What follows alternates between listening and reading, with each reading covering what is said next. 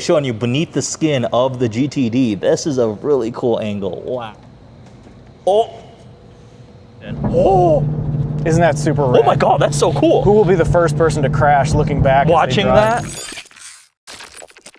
The Mustang GTD is the most powerful production Mustang ever. 815 horsepower out of a supercharged 5.2-liter V8. It is the most capable production Mustang ever. It is essentially a race car for the streets. The GTD ran the Nurburgring in 6 minutes and 52 seconds, the fastest from any American production car. It is also the most expensive production Mustang ever. If you want to buy a GTD, it's essentially $400,000. That is, if you can get one. They're all allocated at the moment, and that is a lot of money for something that is a Mustang, but this thing is absolutely absurd. I mean, just look at it. Today, we're gonna get up close with this GTD and the owner, Dave, and talk about what he thinks about his GTD, how it compares to some other supercars and track cars around this price point, and show you some of the really cool engineering details, the things that go into the Mustang GTD, and why I think it justifies a $400,000 price tag.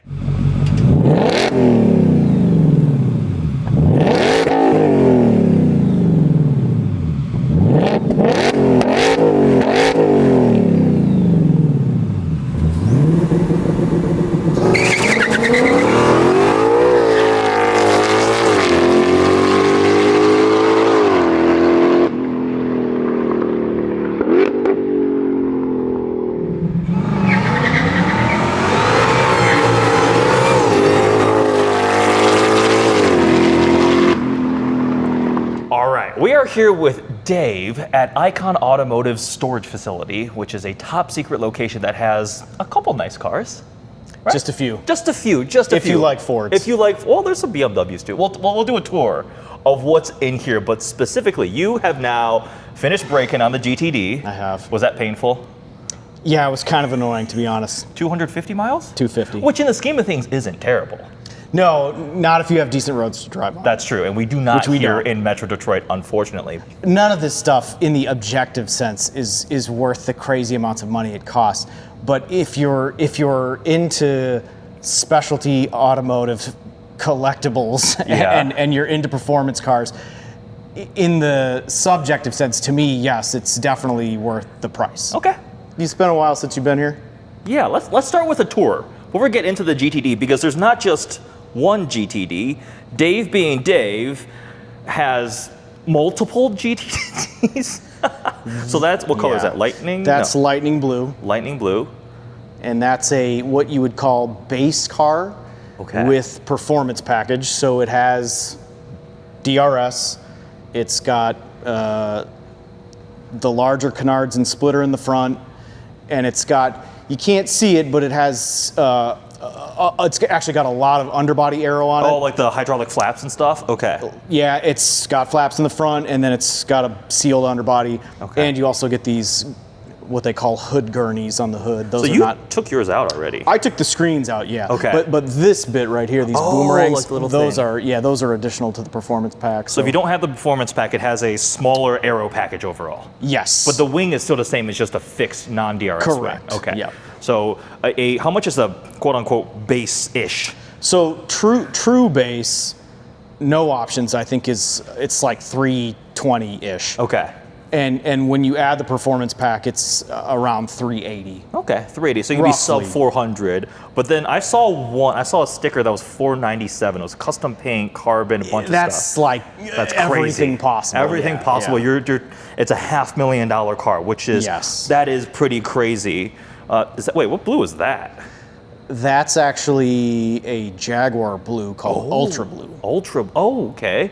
Yeah, there's a couple of Fords here that you may like. So GTD number 2, and then we have a Spirit of America. So the Spirit of America is call it a special edition package? Yeah, that's the special edition for model year 25. In case you were not aware, when you're driving behind this car, what it is, you couldn't tell by the tri-bar taillights, everything. It does say Mustang.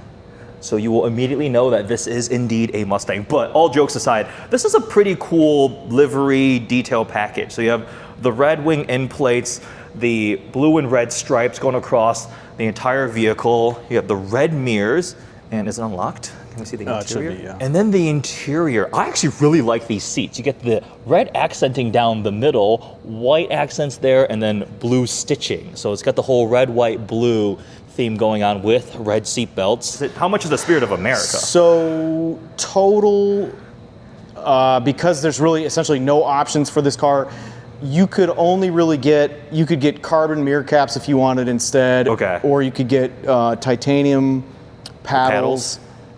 This car is $420.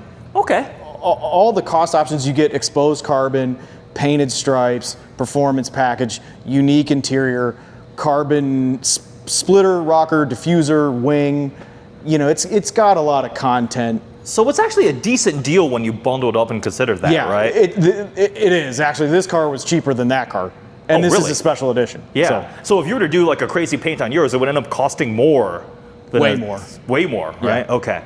We have a couple other things to enjoy here. This is, if you remember, that was my first cool car, a Boss 302 Laguna Seca. And that is why, Dave, I am a Mustang guy. I like Mustangs, right? That, like, I could have bought an M3, there could have been Corvettes, but for was a me, cool car. yeah. So my dad worked at Ford when I was a kid, and I go to take your child to work day, and they have a Mustang parked there. So from like my early childhood, I learned to really like the Mustang, and it's always been special. So that's why, like, to me, again, slight bias here, the GTD is like the most ultimate insane iteration, and I think it's crazy cool. Crazy expensive, but Boss 302 Laguna Seca, which then later replaced with a 350R. We've got one Ford GT. Oh man. Yeah, full carbon Mark IV. What? And the crazy thing is, this is not the only full exposed carbon Ford GT here. We'll get to that in a moment. But tell me about this thing. Yeah, I mean, this to me, money no object is the ultimate toy, and I say that having been on the track, not in this one, but in another one, and it's on another planet compared to. I mean, it's on another planet compared to road cars, that's for sure. It is ridiculous. Oh my gosh. Did it keep the same EcoBoost V6? No, this actually has a 3.8 liter. Oh. So for a long time, you were always kind of told, oh, the 3.5, that's the limit of what we can do with that. But no, this is 3.8. So it's bigger displacement. On the 3 different maps, you've got effectively 500 horsepower in map 1. I think it's like 700 maybe in map 2. Oh my gosh. And then in map 3, it's way above 800 horsepower. And this car is like Nothing. Wait. 600 pounds lighter than the road car. It's got 2,500 pounds of downforce. It's got, you know, an X-Track sequential gearbox. I mean, this is a serious piece of race hardware. Yeah. If there was a class for it, you could go race this thing at Le Mans today. I feel like these didn't get, we saw when they came out and then they just kind of disappeared because they are really expensive. Yes. Like, about $2 million. well, that's for a car that you can only drive on the track. But there's a whole class of those. Look at Pagani Zonda R, the Wire R. You have McLaren with the Solus GT. Ferrari's got their whole XX program with FXXK and all that craziness. Like Lamborghini with the SC V12. So if you're really, really rich and you want a really, really cool race car, that's what you buy when you have that kind of money, right? Yes. The NACA ducks up front. And I love like the headlight shaped cover. That's so cool. Yeah, this whole thing is one giant piece. So actually all of this comes off as one, which looks super cool. The mix between glossy and matte carbon is also really cool on this one. No, this is a very well spec'd car also. Yeah, geez. All right, and then we have, you know, just 4GT, 4GT, 4GT, 4GT, 4GT, 4GT, and then another 4GT, special editions scattered throughout, another 4GT. All right, let's check out the GTD up close. So you went with black and carbon to match the GT Black Series, which is hiding over there. Yes, I love this car. It's super cool. It's an absolute animal. It's like shockingly fast on a track, but it's also very well behaved. This is not a razor's edge car at all.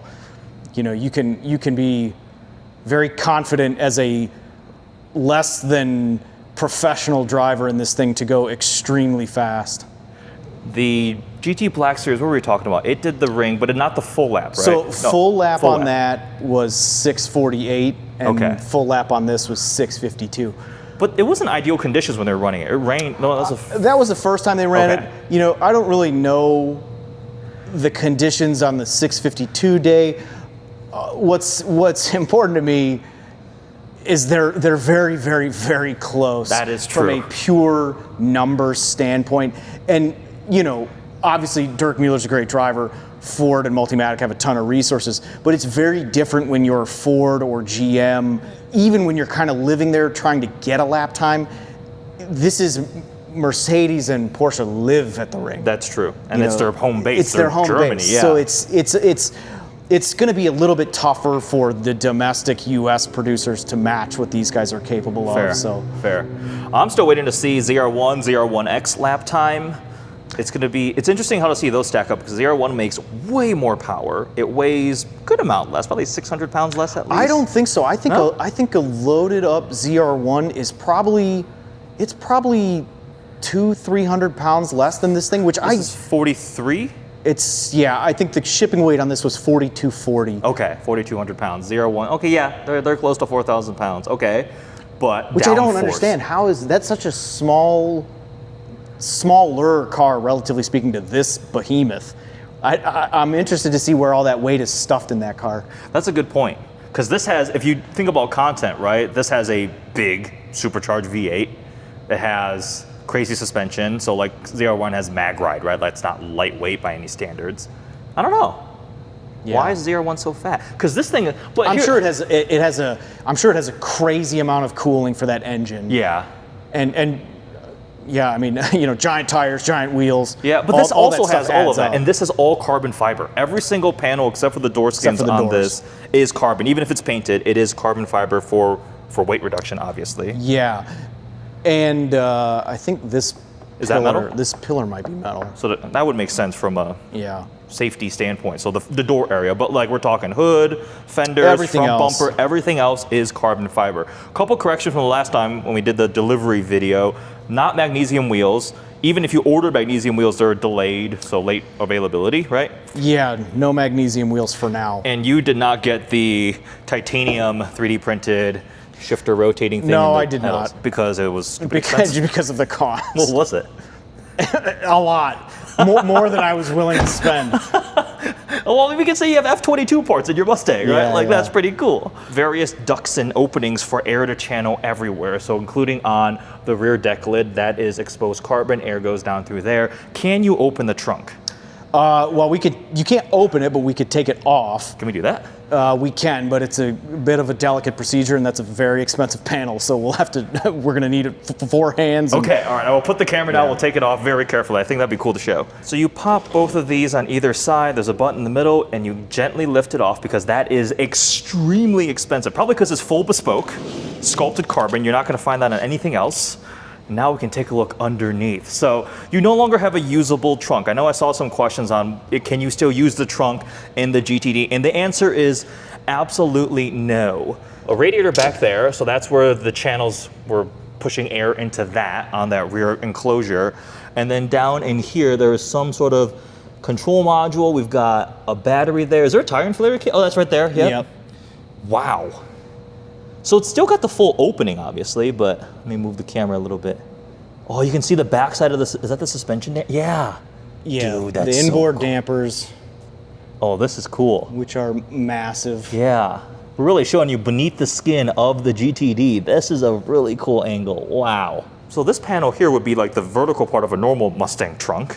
Yep. And it's just been like bolted together for a rear cooler.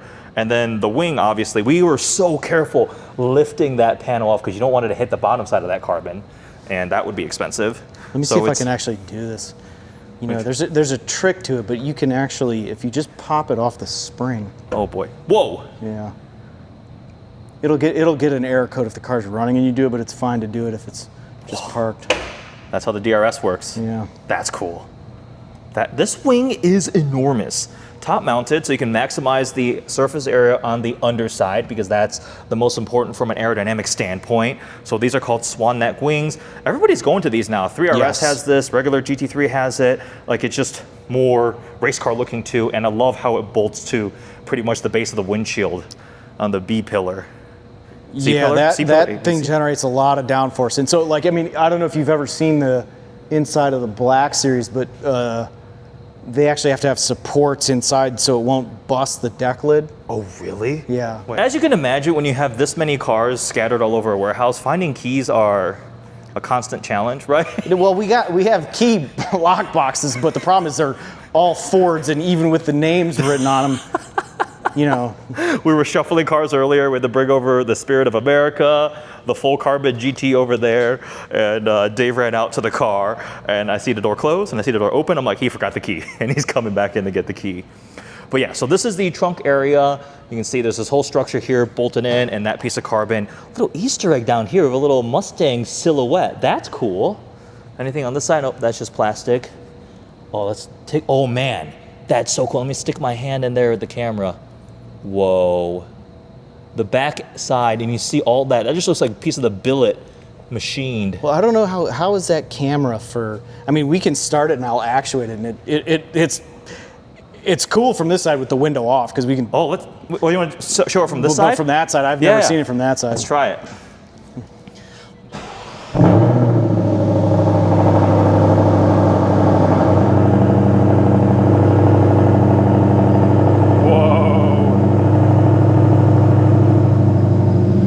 Could you see that? Yeah. All right, I'll pop it back up and it'll go the other way. All right.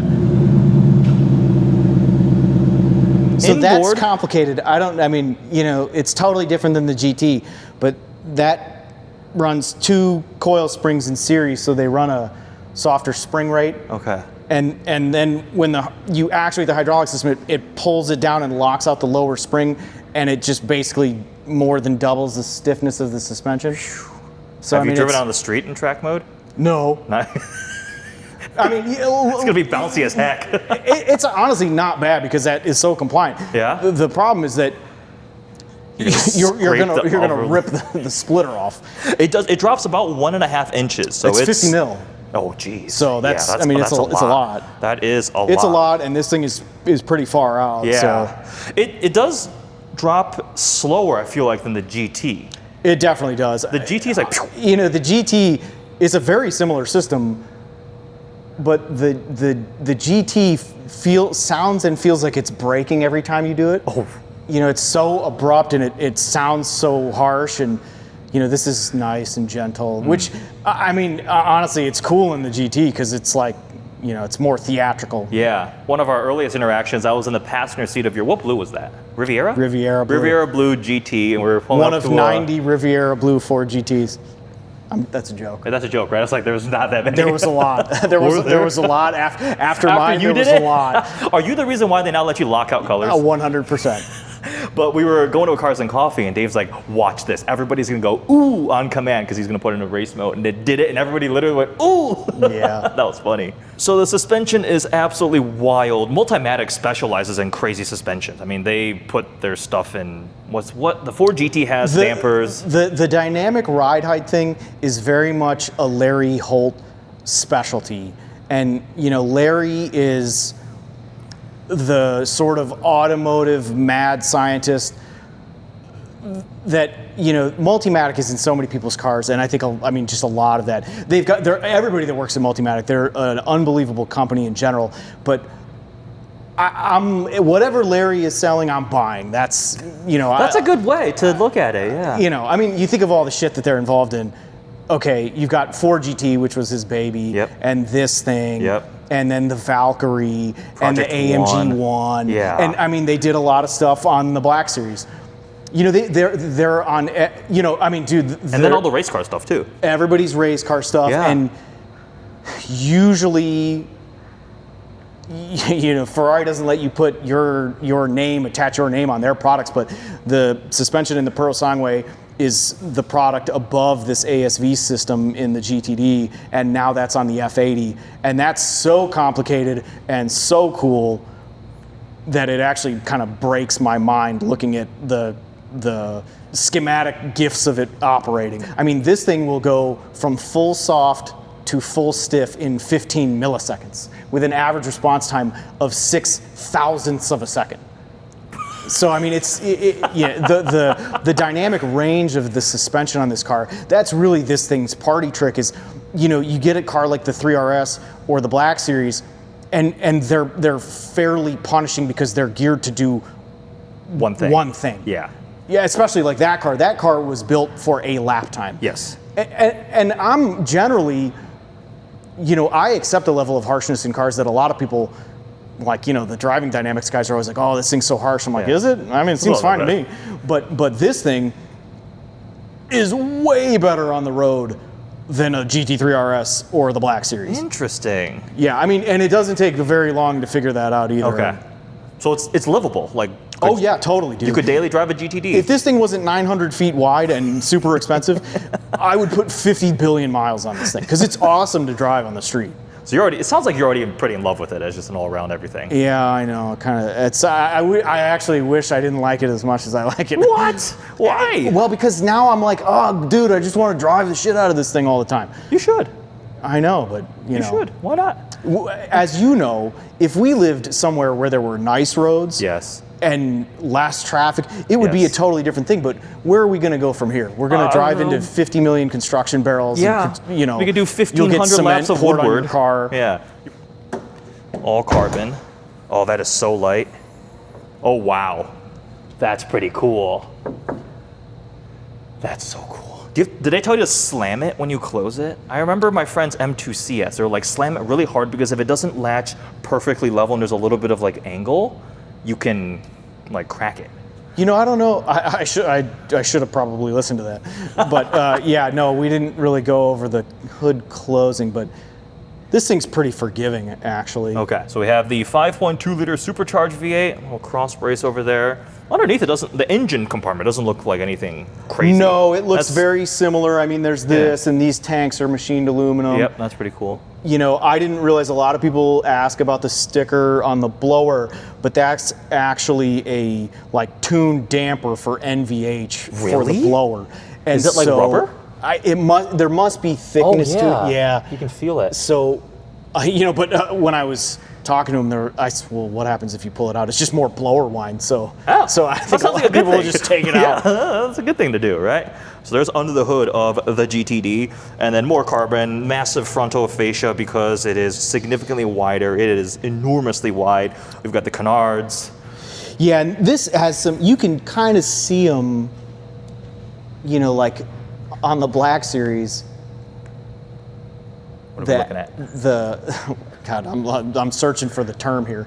This has the pull-out front splitter. Yes. And you attach these little rods. The GTD has them. They're just behind the grill. Oh. The braces right here. Oh yeah. Yeah, because the party trick. I shouldn't even do this. Actually, I should do it. It's PPF'd. It is PPF. Yeah. Okay, if this goes horribly wrong, don't blame me. Sam Dalala from Multimatic told me this is the party trick that he does every time he goes somewhere. Oh. Well, there you go. There we go. I need a photo of this.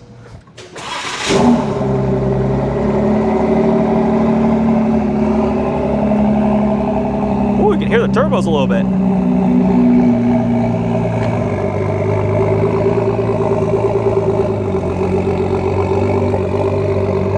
Oh, jeez. Yeah, that looks amazing. The carbon weave under the sun. To borrow a phrase from the Strad band, glistening, right? Like, oh, it just dropped into this. See, that's really quick, dropping down into race mode. Was this ever called like a specific edition or anything? No. No, it was just... Well, I should say that. So the full bare carbon was called liquid carbon. Okay. But then, this is sort of a special edition. Because you have tinted red carbon on the mirrors. Yes. Tinted stripes and tinted mirror caps. We got red there, and then we have the tinted blue stripes. And I know it's a little weird, but the notion on the alternating stuff was that color was the tint from liquid red, and this was the tint based on lightning blue. Oh. And those were the two colors of the race car in 2018 forward. And so it's got the same scheme red, white, blue as the race car, which I know is a little kind of cheesy, but No, that's still really cool, dude. yeah, I didn't even think of it. I really started the Spirit of America movement. You did indeed. Wow. Yeah, that's pretty crazy. All exposed carbon fiber, the most expensive Ford GT ever made. That's true. And the interior, you've got the white. Oh, that's cool.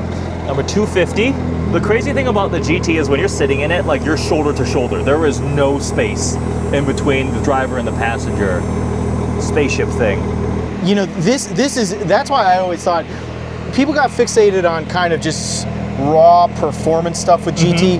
GT is so different to anything else on the market. You know, when you slam it and it's locked out and it's just on the torsion bars, I mean, this thing is, it's like an LMP2 car for the road.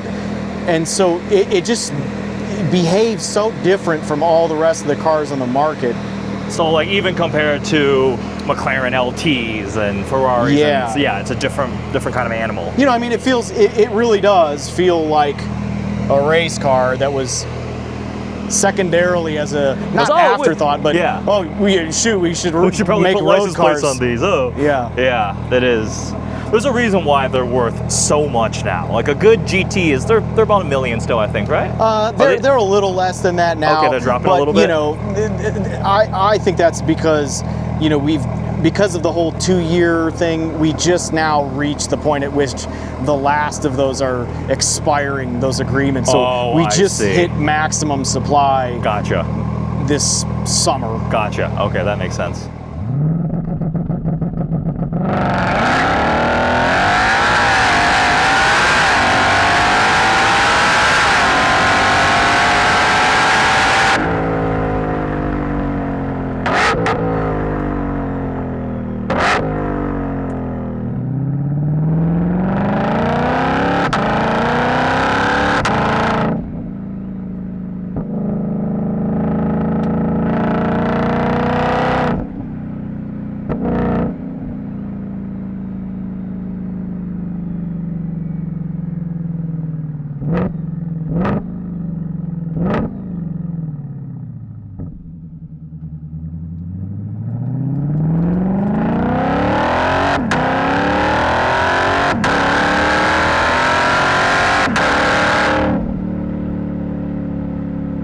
It's funny, the only thing that sucks about this car is that there's this intense pressure to not crash it as a Mustang guy.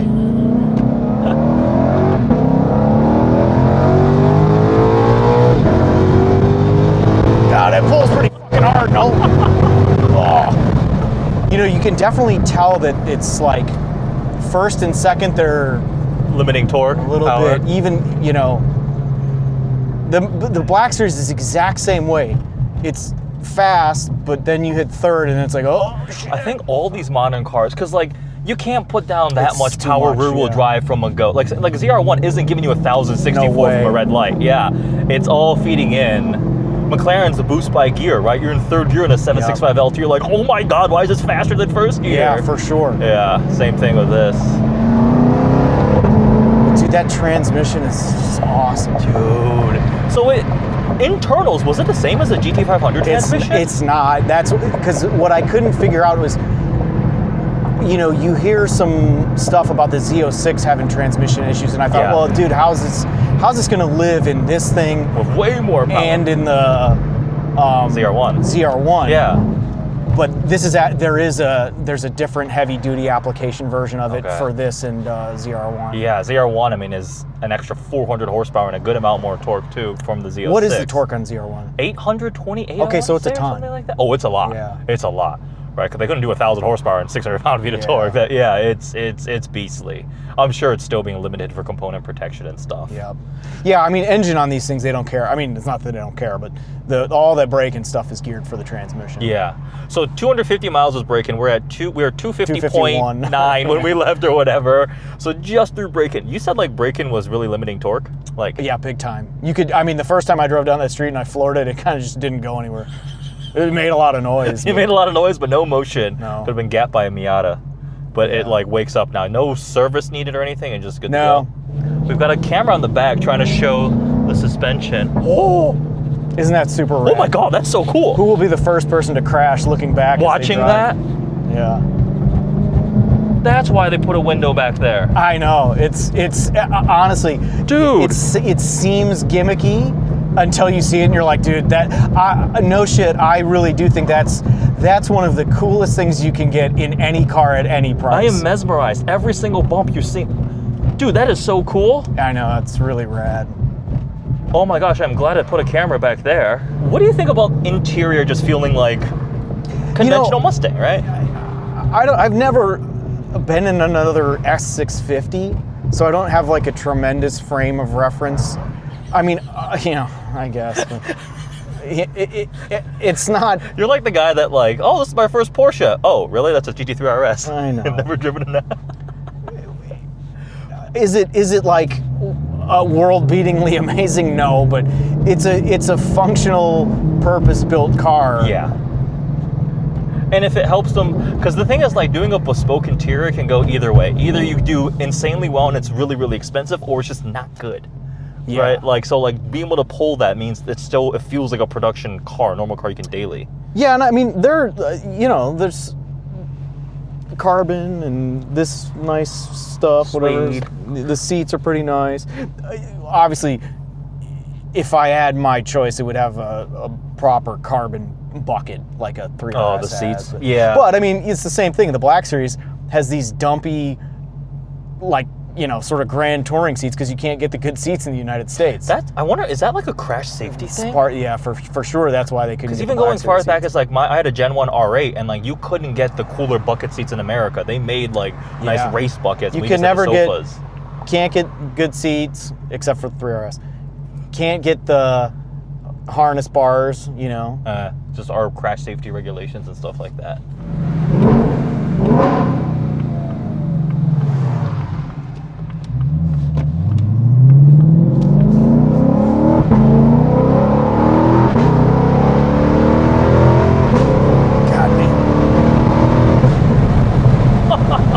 I mean, dude, for like part throttle, that pulls pretty hard. Yeah. No?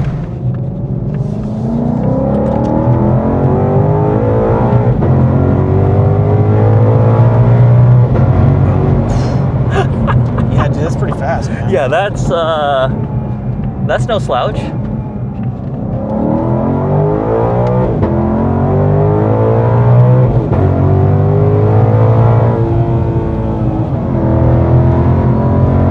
Dude, that has so much grip. Holy hell. This guy's going 100 in his Camry. Yeah, literally. He's pulling away from us because we're doing the speed limit. Yeah, that's true. The important thing, really, at the end of the day with this car is that surely this is the beginning of a expansion of the Mustang brand into a echelon of performance that it had not previously been in. There's been all kinds of performance Mustangs, but this thing is like a legit world-class sports car. Yeah, it's a different, it's a whole different segment. And I can't imagine that they're just going to be like, well, that was cool, we're done with that. Finally, for the longest time, people were like, oh, it's an American car, it can't turn, it's just fast in a straight line. Yeah. Not anymore. And it started, 350 was pretty awesome. 500 was pretty awesome. This is crazy. A Corvette with ZR1, ZR1X, even Z06 was pretty dang impressive going against the European cars, so. Yeah, we have an unbelievable selection of insane stuff to buy if you like Ford, GM, really anything. Yeah, really anything enthusiast. What was that? Camaro guy. All right, check out Ford GT Forum, Mustang GTD on the Instagrams and the forums if you're a good old-fashioned forum guy. And if you're old. If you're old. Anything else you want to plug? No. Nah. Good to go? Thanks, Dave. You're welcome. Thanks, Eddie.